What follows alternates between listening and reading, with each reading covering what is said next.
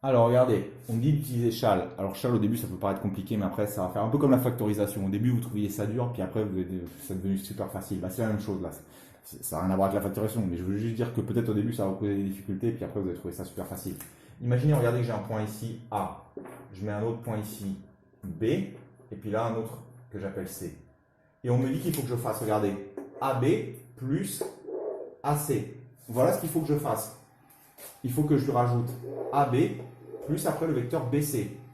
Donc regardez, j'ai un premier vecteur, il faut d'abord que j'ajoute celui-là, et puis qu'après, j'ajoute celui-là. Donc par exemple, là, si j'ai un point que j'appelle D, et que je veux lui rajouter AB plus BC, comme on a vu dans l'exercice 1, il va falloir d'abord que je fasse ça, et puis après que je fasse ça. Donc mon point D1, il va se trouver à peu près ici. Vous comprenez? D'abord, je vais lui rajouter AB, puis après, je vais lui rajouter BC. D'accord? Je rajouterai ça, puis après là. Comme on a fait dans l'exercice 1. Mais regardez, est-ce que ça n'irait pas plus vite?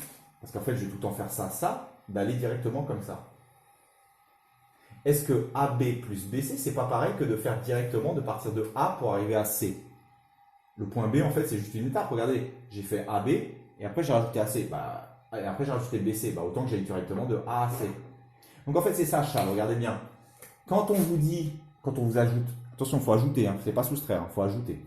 Quand on ajoute deux vecteurs et que, regardez, cette lettre-là et cette lettre-là, c'est la même, donc on va de A pour aller à B et puis après de B à C, on peut directement dire que c'est pareil que le vecteur AC. Ça, c'est la relation de Shall. D'accord? Quand on va regarder de AB, après on descend pour aller à BC, c'est pareil que d'aller directement, de ne pas passer par B, d'aller directement de A à C. D'accord? Voilà, c'est la même chose. En fait, quand on a la lettre qui se termine et la lettre qui commence dans une addition, là, avec des vecteurs, on peut supprimer cette là. Donc c'est pareil, le vecteur AB plus le vecteur BC, c'est pareil que d'aller directement de A à C. Bon, là, regardez, pareil. Il passe par Z, regardez, il part de A pour aller à Z et après de Z pour aller à R. Autant aller directement de A à R, directement.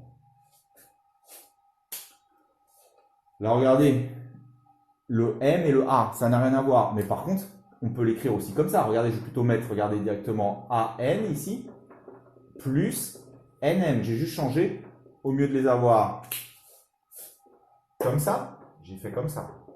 J'ai placé le AM, le AN ici et le NM ici. D'accord? Ça revient au même. C'est exactement la même chose, ça ne change rien. Là, j'ai un moins, enfin j'ai un N, là j'ai un N. Donc ça revient au même que de faire directement le vecteur AM. D'accord?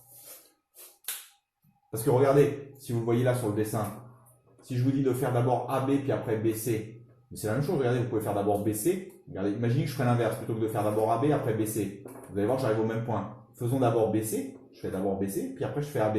Je retourne au même point. Donc c'est pour ça qu'il n'y a pas d'ordre. Quand il y a des additions, vous pouvez les inverser. D'accord?